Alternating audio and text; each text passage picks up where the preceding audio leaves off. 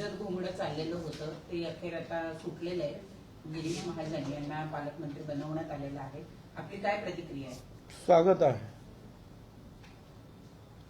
माझ्या शुभेच्छा आहेत त्यांना. साहेब, खरं तर नाशिक सध्या वेगळ्या कारणांसाठी सुद्धा खूप चर्चेत आहे. नाशिकचे खड्डे आणि तिथून सुरू झालेला त्यात झालेल्या 5 जणांचा मृत्यू पासून ते अजूनही ते खड्डे भरले गेलेले नाहीयेत. यावरून एक मोठं रान सध्याच्या घडीला उठलेलं असताना एक मोठं चॅलेंज असणार आहे का? अर्थात चॅलेंज असणार.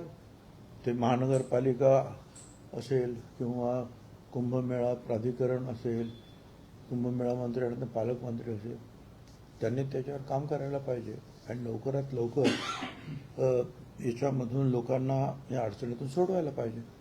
आणि मला असं वाटतं की ते काम ते करतील. राष्ट्रवादी तिथले स्थानिक पदाधिकारी आचार्य यांची काल प्रतिक्रिया होती की बाबा तुम्हाला करायला हवंय. ठीक आहे, लोकांचं पोस्टर्स लागतात, आता कार्यकर्ते बोलतात.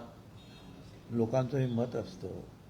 काय सगळ्याच गोष्टीचे प्रत्येकाला वाटतं आपला नेता जो आहे याच्यावर. तर मी बऱ्याच वर्ष जे आहे ते पालकमंत्री सांभाळलेलं आहे. मुंबईचं सांभाळ, नाशिकचं सांभाळ. त्यामुळे आता काही त्याची फार आस असं नाही आहे. पण ठीक आहे, त्यांनी मग लोक काम करतात, त्यांना काम करू द्या.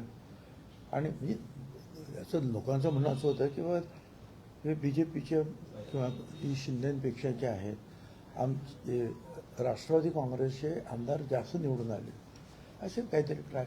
शेवटी मुख्यमंत्र्यांचा निर्णय आहे आणि तो आमच्या युतीच्या बाहेर गेला नाही ना. युतीमधलाच कोणतरी आहे ना. ठीक आहे ना, आम्ही सगळे त्यांना सहकार्य करणार. पण नाशिकचे प्रश्न जे आहेत लवकरात लवकर सुटले पाहिजे.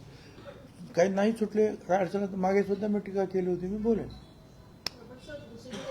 गिरीश महाजन यांच्यावर काही आरोपही झालेले आहेत आणि अशाच आरोपांच्या पार्श्वभूमीवर त्यांना पालकमंत्री पद देणं या संदर्भात खूप ट्रोलिंग होताना बघायला मिळतं. माहित नाही मला त्यांच्यावर काय आरोप होत असतील, काय असतील ते त्यांना माहिती. ते त्याच्या त्याचं उत्तर ते देतील. परंतु हा प्रश्न वेगळा, हा प्रश्न वेगळा. एकदाच हा प्रश्न सुटला काय हे बरं झालं. पालकमंत्री कोण सारखं येणार त्यापेक्षा त्या निर्णय झाला हा महत्वाचा आहे. हा महायुतीमध्ये हा दोन्ही विषय म्हणजे नाशिक पालकमंत्रीपद आणि रायगड पालकमंत्रीपद हा सुरुवातीपासून डोकेदुखी होतात. डोकेदुखीचा विषय होता. माझं कधीच डोकं दुखलं नाही. माझ्या नाही खिशात केरोसिन नावाची गोळी पण नसते कधी. काय कदाचित ज्यांना डोकं असेल त्यांचं डोकं दुखत असेल. भुजबळ साहेब, तुम्ही फार मोठे नेते आहात, जुने जाणते नेते आहात आणि अनुभव असलेले नेते आहात. मला एक प्रश्न असा पडतोय, पालकमंत्री पदासंदर्भात ज्या एकंदरीतच वावड्या उडवल्या गेल्या किंवा आक्षेप पण घेण्यात आले आणि इच्छा पण जाहीर करण्यात आल्या. पालकमंत्री पद किंवा मी कधी इच्छा जाहीर केली नाही. आणि तुम्ही आता म्हणा की मोठे नेते आहेत, अनुभवी आहेत वगैरे वगैरे. आता पालकमंत्री पद न मिळाल्यामुळे मी काही छोटा तर होत नाही. तर पालकमंत्री पद मध्ये असं नेमकं काय आहे की काही लोक आग्रह करतायत. ठीक आहे, जिल्ह्याचा ठाणेदार असतो तो. मान सन्मान आहे.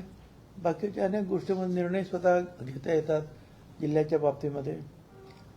परंतु आता आम्ही सुद्धा जरी तिथे नसलो आणि एखादी गोष्ट सांगितली, आम्ही त्यांना सांगितली किंवा CMला सांगितलं तर कामं होतात. एक मिनिट, पालकमंत्री पदांच्या संदर्भात असं की ज्यावेळेला अनिकेत तटकरे रायगड मध्ये उमेदवारी देण्याचा मुद्दा आला तर अशी एक चर्चा आहे की अनिकेत तटकरे यांना उमेदवारी देण्याच्या मोबदल्यात तटकरे कुटुंबियांनी पालकमंत्री पद सोडलं. मग नाशिकच्या बाबतीत नेमकं काय झालं? 7 आमदार आहेत.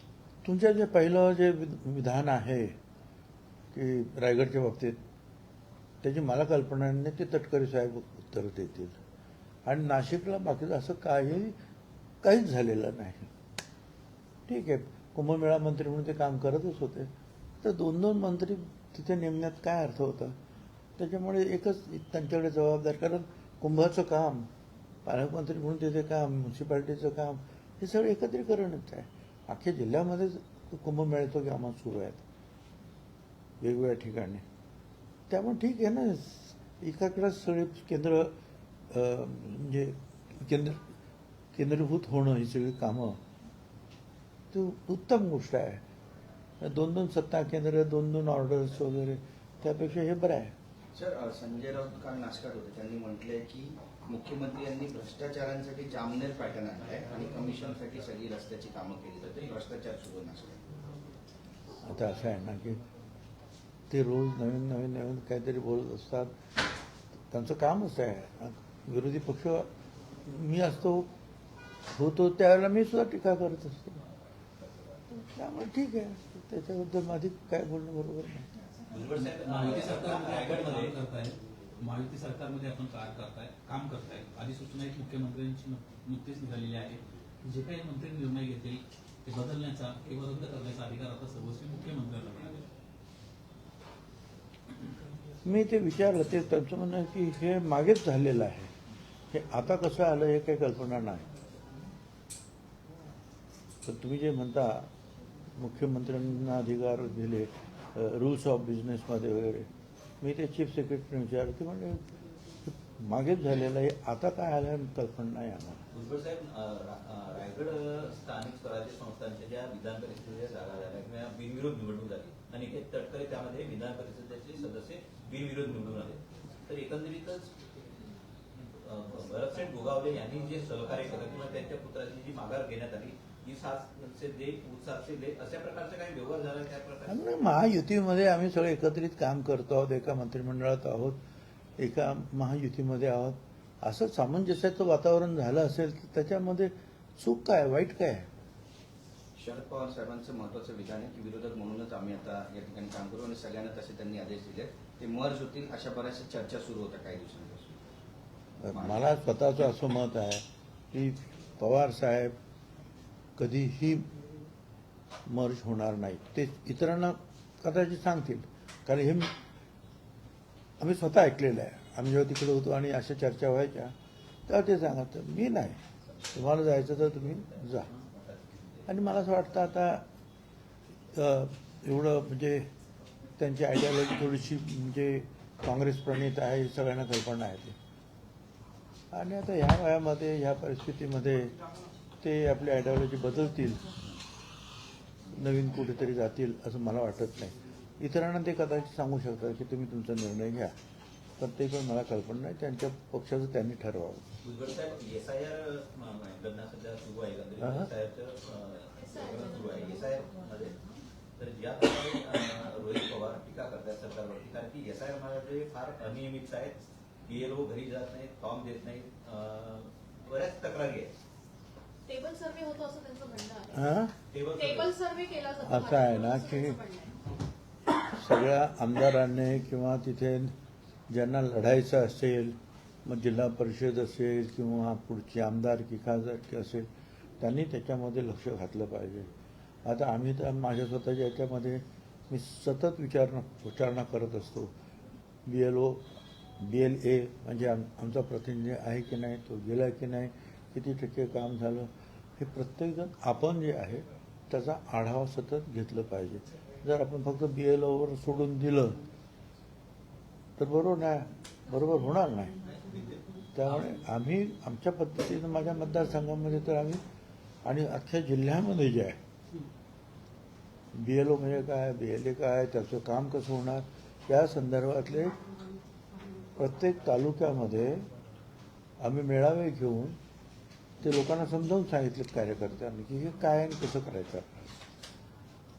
आता काही ठिकाणी ते काम होतं, काही ठिकाणी होत नाही. त्याचा अजूनही 21% लोकांचे अर्ज आहेत संपूर्ण राज्यभरातून, ते परत आलेले नाहीयेत किंवा फॉर्म्स घेतले गेले, ते प्रत्यक्षात आलेले नाही अशी माहिती मिळते आहे. त्यामुळे तारखा वाढवून देण्यात याव्या अशी काही परत मागणी. नाही म्हणजे आम्ही तर काही करत नाही, पण आता लोकशाहीमध्ये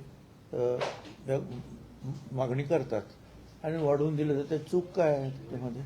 अनेक प्रकार, उद्या काही ताबडतोब निवडणूक नाही आहे, त्यामुळे थोडासा वेळ वाढवून दिला तर त्याच्यामध्ये हरकत घेण्यासारखं काही नाही. आजच्या राज्य मंत्रिमंडळ बैठकीमध्ये अन्न व नागरिक पुरवठा व ग्राहक संरक्षण विभागामध्ये तुमच्या खात्याचा एक महत्त्वाचा निर्णय झालेला आहे. किमान आधारभूत किंमत योजनेत 2024-25 हंगामातील खरेदी करण्यात आलेल्या धान्य व भरड धान्य वाहतूक खर्चाकरिता 328,47,00,000 रुपयांच्या तरतुदीस मंजुरी मिळाली.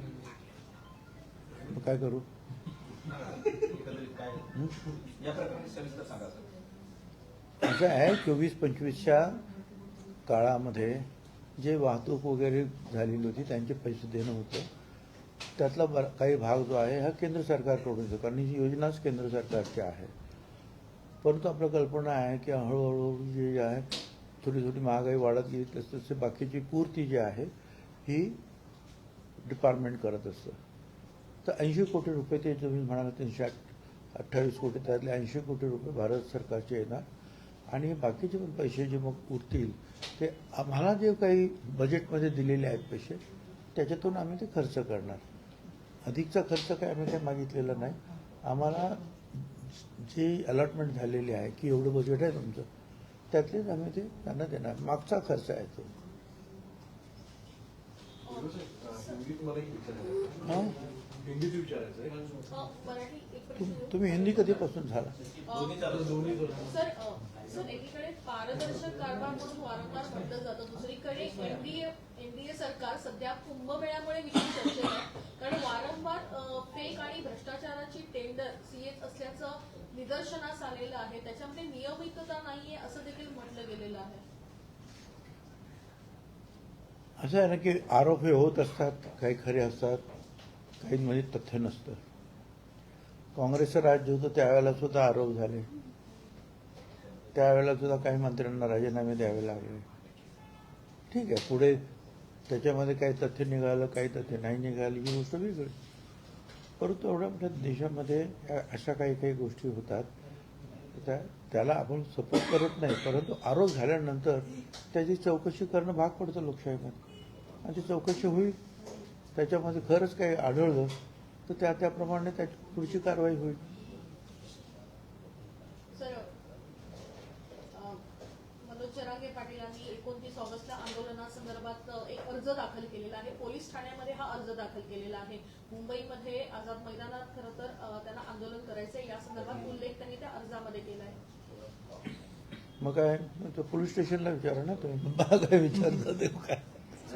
जरांगे जे मुद्दा घेऊन परत आंदोलन करतायत आणि परत राजकीय नेत्यांना टीका करतायत, तुम्हाला वाटतं की जे कमी प्रमाणपत्र दिले गेले तरी सुद्धा दबाव वाढवून त्यांना प्रमाणपत्र आधी मला काहीच म्हणायचं नाही त्याच्यावर. हा मला एवढं मात्र म्हणायचं आहे की जे शेड्यूल कास्ट आहेत, जे शेड्यूल ट्राईब आहेत, जे ओबीसी आहेत ओरिजिनल, त्यांना सुद्धा काही कागदपत्र जर पूर्ती झाली नाही तर त्यांचे अर्ज फेटाळले जातात. 50-50 वर्षापासून 60-60 वर्षापासूनची जे त्यांच्याकडे सुद्धा जे मागणी होती ती पुराव्या द्या. एवढंच मला म्हणायचं आहे. बाकी आता लोकशाही आहे, प्रत्येकजण आपापलं मत मांडेल, कोण कुठच्या भाषेत, कोण कुठच्या भाषेत, आधी मांडू द्या. मागच्या वेळेसच्या आंदोलनावेळेस जरांगेंच्या निशाण्यावर तुम्ही होतात, यावेळेस बावनकुळे आहेत आणि संजय शिरसाट आहेत. मग आता तुमच्या प्रश्नामध्ये उत्तर जर असेल तर मी उत्तर काय देऊ? सर हिंदी में जानना चाहेंगे सर, जिस प्रकार पालक मंत्री या गार्डियन मिनिस्टर की घोषणा हुई है, एनसीपी के हाथ कुछ नहीं लगा. पिछली बार रायगढ़ का एनसीपी के पास था पद, लेकिन इस बार नासिक भी नहीं मिला और रायगढ़ भी नहीं मिला. तो एनसीपी को नुकसान नहीं हुआ है क्या? उन्हें कॉन्फिडेंस में नहीं लिया गया था? देखिए, महायुति के बाहर किसको बनाया गया नहीं है. जो भी पालक मंत्री बने वो महायुति के अंदर बने और हम सब लोग एक साथ काम करते हैं, तो उसमें क्या, हमको कोई उसमें ऐतराज नहीं है, कोई ऐतराज नहीं है. पार्टी का नुकसान हो रहा है या तो काय का नुकसान परहेज नहीं होगा? है? नुकसान क्या होगा? पार्टी का नुकसान क्या होगा? कोई फायदा नुकसान के लिए पालक मंत्री बनते हैं क्या? ठीक है, एक कोई क्राइटेरिया था, कितने लोग हैं, कितने एमएलए है, कितने खासदार है, क्या, और सब मिलकर ये है, सब तीनों पार्टी है तो जो है वो मुख्यमंत्री उसमें निर्णय लेते हैं. तो सीएम लगातार दिल्ली के दौरे कर रहे हैं. कल पीएम मोदी को भी मिलकर आए, जिसके बाद कयास लगाए जा रहे हैं कि जल्द ही सीएम दिल्ली में शिफ्ट होंगे, एक बड़ी जिम्मेदारी उन्हें मिलेगी.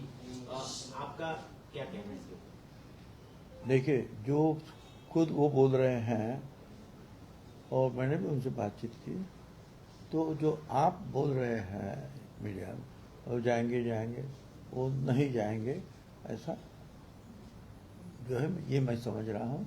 मैं खुद उनसे भी बातचीत की और वो खुद उन्होंने भी जो है कई बार कहा है कि मैं मुख्यमंत्री के रूप में रहने वाला हूँ। अभी जल्दबाजी में कहा किधर केंद्र में जाने का कोई भी प्लान नहीं है। संजय राउत कह रहे हैं कि राष्ट्रहित के लिए अब वक्त आ गया है कि देवेंद्र फडणवीस को दिल्ली जाना चाहिए, राष्ट्र की पुकार है उनका कहना। तो अच्छी बात है ना, एक विरोधी पक्ष नेता क्या वो उनके बारे में इतना अच्छा कहता है तो हमारी सबके लिए बड़े गर्व की बात है। नासिक के गड्ढे को लेकर आपने कई सवाल हाँ जी, नासिक के गड्ढे को लेकर आपने कई सवाल कुछ बिल्कुल। और किए थे। उसको लेकर मुझे सवाल है कि ऊना में भी ऐसा ही हादसा हुआ है कि एक लड़की की मौत हुई है और उसके कारण भी वहाँ पे गड्ढे बताए जा रहे हैं।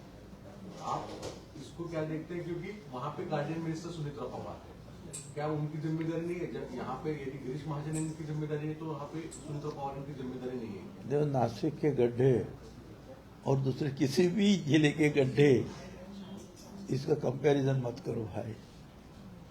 नासिक में जो दिखता है वो खुद जाकर देखो, या आपके जो सहकारी उधर है चैनल वाले उनको पूछो क्या हालात है। इसलिए मगर अभी ये भी है कि जो कहते हैं कि भाई काम निकले हैं इतने, कोई 35-36 हजार करोड़ के, तो उससे जो है जब काम शुरू होता है तो थोड़ा सा कठिनाइयाँ जो है रास्ते पर इधर उधर लोगों का होता है। मगर हमने यही कहा है कि भाई लोग अगर एक्सीडेंट हो रहे हैं, मर रहे हैं, तो सारी जिम्मेदारी जो है जो काम करने वाले लोग हैं, फिर वो म्यूनिसिपल कॉरपोरेशन हो, वो कुंभ मेला प्राधिकरण हो, वो अधिकारी बाकी कोई भी हो, सबकी हम लोगों की जिम्मेदारी है कि ऐसा ना हो। होना तो ये चाहिए कि अगर दोनों तरफ से जो है आना जाना है गाड़ियों का, तो एक तरफ अगर काम शुरू है तो दूसरी तरफ जो है बिल्कुल रास्ता जो है अच्छा राइडेबल और अच्छा, मतलब गाड़ी स्मूथ जानी चाहिए। ये कर्तव्य होता है कॉन्ट्रैक्टर का कि एक कम से कम अगर इधर लेफ्ट में काम चालू है तो राइट साइड में जो है पुराना जो रास्ता जो है वो ठीक ठाक रखे, गड्ढे ना हो, ताकि जो है ट्रैफिक फट से जो है निकल जावे। मगर ये कई बार ये कॉन्ट्रैक्टर लोग इधर जो है रास्ता जो है रिपेयर करने के लिए लेते हैं, खुदवाते हैं, और दूसरी तरफ अगर जहाँ से लोग गाड़ियाँ जाएंगे वहाँ गड्ढे हैं। और फिर गड्ढा भी है तो उसको भरने का एक तरीका है, जैसे कि क्या वो कप और जो सासर जो है कप बशी, अगर ऐसा है और यह गड्ढा है और इसमें तुम ऐसा भरेगा तो गाड़ी आएगा तो ऐसे ही निकल जाएगा वो। तो गड्ढा भरने का जो एक तरीका है कि जहाँ गड्ढा है वहाँ स्क्वायर करो, उसको नीचे तक आधा फुट या 4 इंच 6 इंच जो भी कुछ ऐसा करो, एक बॉक्स जैसा, और उसमें दबा दो ताकि वो जो है गाड़ी से निकल, जो भी उसमें भरा मटेरियल है वो निकल ना जाए। कोई ध्यान नहीं देता है, गड्ढा भरा बस ऐसे ही जो है उसमें डाल दे तो गाड़ियाँ आई वो तो निकल जाएगा ऐसा सट से। तो शास्त्रीय रूप से जो है साइंटिफिकली अगर काम होता है, और वो काम सारे जो हमारे इंजीनियर्स हैं उनको देखना है कि उन लोगों से ठीक ढंग से काम करा ले। सर, नगर येवला मनमाड हा जो रस्ता आहे हा अनेक वर्ष प्रलंबित रस्ता आहे। काल परवा तिथले माजी खासदार नगरचे त्यांनी असं वक्तव्य केलं की डोनाल्ड ट्रम्पमुळे या रस्त्याचं काम रखडलंय, कारण आखाती देशांमध्ये युद्ध पुकारलं गेलं आणि डांबर मिळत नाही म्हणून हा रस्ता रखडलाय। काय सांगता? नाही, हे बघा, एकदमच हे फार म्हणजे ते बोलले त्याच्यावर लोकांनी त्यांना ट्रोल केलं किंवा अडचण, पण एकदमच हे काही चुकीचं आहे असंही नाही। शेवटी जे काही क्रूड ऑइल वगैरे येतं तिकडून त्याचाच हा जो आहे हा भाग आहे हे डांबर वगैरे. आता तिथूनच ते पुरेसं जर आलं नाही तर इथे कमतरता जाणवणार, डिझेलची, याची, त्याची, तेलाची, डांबराची जाणवणार. पण थोडेफार प्रमाण ते आहेच. आता प्रधानमंत्री जे आहेत मोदी साहेब, आता रशियातून घेतलं तर तुमच्यावर 50% टॅरिफ लावू, इकडून घेतलं तर हे कर. वेगवेगळ्या ठिकाणावरून जे आहे की क्रूड ऑइल कसं काय येईल आपल्याकडे, यासाठी जे मोदी साहेबांनी ते प्रयत्न करत आहेत. काय इतर ठिकाणी इतर देशामध्ये फार अडचणीचं झालेलं आहे. त्या मानाने थोडंसं आपल्याकडे चालली आहे गाडी आपली. भुजबळ साहेब, जात निहाय जनगणना सगळीकडे सुरू आहे, त्याच्यामध्ये ओबीसी साठी फायदा होईल असं वाटतं का? कारण 100%. त्याचे अनेक प्रश्न असं उपस्थित होत आहेत. नाही, 100%. उपवर्गीकरणाच्या संदर्भात सुद्धा असा मुद्दा येतोय. उपवर्गीकरण हा तसा मुद्दा नाही, आहे. उपवर्गीकरण हा भाग वेगळा आहे, हो. जात गणना हा भाग वेगळा आहे. आम्ही 91 पासून 1991 समता परिषद झाली तेव्हापासून मग गांधी मैदान, पटना, रामलीला मैदान, दिल्ली, हरियाणा, सगळे राज्यामध्ये, उत्तर प्रदेश पासून इकडे महाराष्ट्र वगैरे सगळीकडे जिथे जिथे आम्ही समता परिषदेच्या रॅली 1,00,000, 2,00,000, 3,00,000 त्याच्यामध्ये पहिलाच आमचा अटेम्प्ट आहे की आमची जात गणना करा. याचं कारण असं आहे की ओबीसीला कुठलीही गोष्ट द्यायची झाली, सरकार किंवा भारत सरकार किंवा राज्य सरकार, तर कुणीतरी जे ताबडतोब कोर्टात जातं. मग कोर्ट विचारतो तुमची संख्या किती. आता 1931 नंतर जे आहे ही जात गणना झालीच नाही, कारण प्रत्येक वेळेला आम्हाला अडचण येते. 2010 मध्ये आम्ही सुप्रीम कोर्टात गेलो. सुप्रीम कोर्टाने नोटीस दिली भारत सरकारला की तुम्ही काय करणार 211च्या जनगणनेमध्ये. दरम्यानच्या काळामध्ये समीर भुजबळ तिथे खासदार होते. मी त्यांना म्हटलं ठीक आहे, पण तू खासदार म्हणून लोकसभेमध्ये आवाज उठवा तुम्ही. आणि मग मी मुंडे साहेबांना पण फोन केला. मुंडे साहेबांनी सुद्धा समीर बरोबर, समीर आणि त्या दोघांनी म्हणून त्याच्यावर एक चळवळ सुरू केली. आणि मग सगळे यादव, अमुक तमुक जेवढे म्हणून खासदार होते 100 खासदार जे त्यावेळेला उभे राहिले आणि त्यांनी सांगितलं की हे जातगणना व्हायला पाहिजे. आणि मग कॅबिनेटमध्ये त्या भारत सरकारच्या झालं आणि प्रणब मुखर्जींनी येऊन हाऊसमध्ये सांगितलं संसदेत की आम्ही जातगणना करतो. आता हे करणं जे आहे हे कुठून करायला पाहिजे होतं? सेन्सस कमिशनरकडून, जे आता होते ते. कारण सेन्सस कमिशनरला जर तुम्ही खोटं सांगितलं तर त्याला सजा आहे. जर खोटी माहिती तुम्ही जर सेन्सस कमिशनरच्या कामाला दिली तर काम त्यानं तर युडीने आपलं शहर विकास त्यांच्या खात्याने करावं आणि त्याच्या बऱ्याचशा त्रुटी निघाल्या. म्हणजे एकूण जी थोडक्यात म्हणजे आमची फसवणूक झाली. कारण त्यावेळेला सुप्रीम कोर्ट म्हणाला की त्यांनी मान्य केलं, आता काय तुमचं, आम्ही विड्रॉ केली केस. आणि सेन्सस कमिशनरकडून करण्याऐवजी त्यांनी जे आहे प्रत्येक राज्याच्या डिपार्टमेंटला सांगितलं तुम्ही करा. आणि त्याच्यामध्ये चुका सगळ्या राहिल्या आणि आमचं काम झालं नाही. आता जे होणार आहे हे जात गणना अधिकारी जे आहेत, दशवार्षिक होतात सेन्सस कमिशन, त्यांच्यातर्फे आहे. त्याच्यामुळे खरीखुरी माहिती जी आहे याच्यामध्ये नक्की येणार. आणि ती जी जात गणना आहे त्याच्यामध्ये जे आहे तशा भारतामध्ये 7,000 8,000 जाती आहेत. ते तेवढं तर सगळ्या काही लिहिणार नाही ना त्याच्यामध्ये. ते एक ॲप त्याच्यामध्ये ते असणार. जात त्यांनी सांगितलं की बाबा मी आपला वंजारी समाजाचा, तर ते सांगितल्याबरोबर आपोआप ते जे आहे ते ओबीसीमध्ये जाईल. त्यांना हे सगळं ऑटोमायझेशन झालेलं आहे. त्याच्यामुळे साहजिकच जे आहेत ओबीसी किती आहे, ओपन किती आहे, दलित किती आहेत, आदिवासी किती आहेत, हे सगळं काय जे चित्र जे आहे आपल्यासमोर येईल. ते कशासाठी पाहिजे आहे? काही लोकांचं म्हणणं की आम्हाला तुम्हाला ते सत्ता पाहिजे म्हणून. नाही नाही नाही. कारण आमचं असं म्हणणं आहे की जसं दलित आदिवासींना भारत सरकार आणि राज्य सरकारकडून फार मोठे फंड्स मिळतात त्यांची घरं बांधण्यासाठी, त्यांच्या आरोग्यासाठी, त्यांच्या शिक्षणासाठी, सगळ्या गोष्टींसाठी, शेतीसाठी, तसं तो फंड आम्हालाही मिळाला पाहिजे. त्याच्यासाठी 2 वेळा कमिटी निर्माण झाली. एकदा सुमित्रा महाजनताई ज्या लोकसभेच्या अध्यक्ष होत्या, 16 खासदारांची कमिटी, त्यांनी म्हटलं हे दिलं पाहिजे, परंतु त्याचा डाटा आमच्याकडे नाही. मग मनमोहन सिंग कमिटी निर्माण झाली, त्याच्यामध्ये चिदंबरम होते, पवार साहेब होते, सगळे होते. त्यांनी तेच सांगितलं की आमच्याकडे डाटा नाही, मदत करायला पाहिजे यांना, हे गरीब आहेत, अडचणीत आहेत, हे ओबीसीचे सगळे लोक. आणि ते त्यांना सांगितलं सेन्सस कमिशनरला, परंतु ते झालं नाही. ते आता होत आहे, याचा आम्हाला आनंद आहे. साहेब, आता याच्या संदर्भात तुम्ही मुंडे साहेबांना पण अतिशय जवळचे तुमचे स्नेह संबंध आहे पार्टीच्या पलीकडे जाऊन. काही दिवसांपूर्वी पृथ्वीराज चव्हाणांसारखे ज्येष्ठ नेते सांगतात की गोपीनाथ मुंडे हे भाजप पक्ष सोडून काँग्रेसमध्ये येणार होते. खरंच तसं सुरू होतं? माझी काही कल्पना नाही. एक मिनिट. हॅलो हॅलो, हां हां बोला.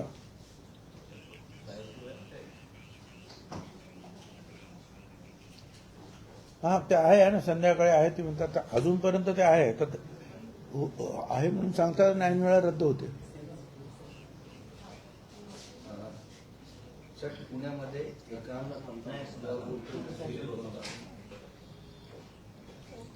नाही ते असं आहे, ती टक्केवारी आहे आमदारांच्या प्रमाणामध्ये. हां नाही त्याच्या अजून त्याची काय झाली नाही, थोडीशी चर्चा झाली. आणि कुठे काय दिले ते मी उपमुख्यमंत्र्यांकडे आणि घरामध्ये दिलेले आहे, 2-3 कॉपीज दिलेल्या आहेत. ते पाहून घ्या, त्याच्यामध्ये काय वाटलं तर आम्हाला सांगा. हो सर, पुण्यातील भुजबळ साहेब तुम्ही इथं सांगत होता, मुंडे साहेबांचं सांगितलं होता काय मुंडे साहेब खरंच जात होते का भाजप सोडून काँग्रेसमध्ये? तुम्हाला काय माहिती? असं कोण म्हणाले? पृथ्वीराज चव्हाणांचा दावा आहे तो. अच्छा, तर काय आता मुंडे साहेब त्याला उत्तर देण्यासाठी नाही आहे काय. मला तरी तसं काही वाटत नाही. पण राज्यमंत्री असलेल्या पृथ्वीराज चव्हाणांनी हा गौप्यस्फोट केलाय सर. मग काय झालं? पंतप्रधान कार्यालयाचे राज्यमंत्री असलेले, राज्यमंत्री राहिलेले पृथ्वीराज मग चव्हाण काय? असा गौप्यस्फोट करतात.